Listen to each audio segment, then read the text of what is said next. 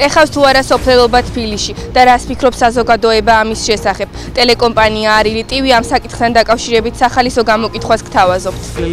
აქ სოფლელები არიან, მარტო მე ვარ თბილისელი, სიმართლე თუ ვინდა იცოდე. ფული შოვეს და იყიდეს ვინები აქ და გავსებულია სოფლელებით.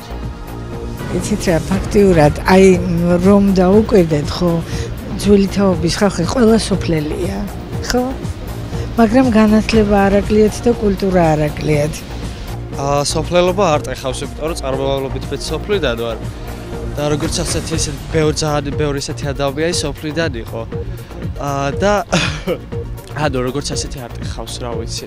თბილისელი, ნუ არ ვიცი ახლა თბილისელები რას ეძახიან ესეთ სოფლელობას ზოგადად, ალბათ უფრო აზროვნებით მართლობით ეძახიან როგორც ასეთი. და თბილისელი არ ვიცი ხლა ისეთ როგორ უნდა გახდეს. ჩემი აზრით, რავი, არ ტეხავს, საერთოდ არ ტეხავს სოფლელობა, გააჩნია სოფლელობას რას დავარქვი. თბილისურად მოიქცეს, თბილისურად უნდა ცხოვრობდეს. თავარი ეგ არის.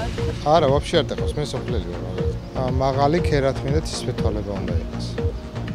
მე სოფელის მიყვარს.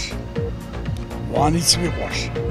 საქართველოს მიყვარს და ყველა ქართველი ადამიანი და ყველა ადამიანი მიყვარს. აღარ არის ეხლა ის არის. საცხოვრებლით განისაზღვრება, სოფელი თუ ცხოვრობს, სოფელია რა. ქალაქშია და როგორ არის სოფელი? ჰა? ზოგი სოფელი ქალაქშია რა. სოფელი დიღომი მაგალითად. თელი სოფელი ქალაქშია.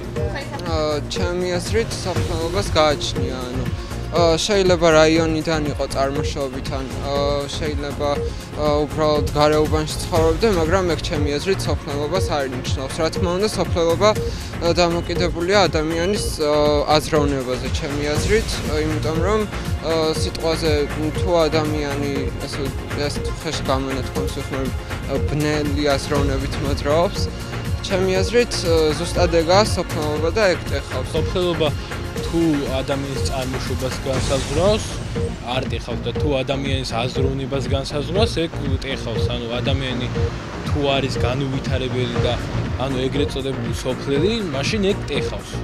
თუ უბრალოდ ჩამოსული არის სხვა რაიონიდან და განვითარებული აზროვნება აქვს, ეგ არანაირად არ ტეხავს ჩემი აზრით.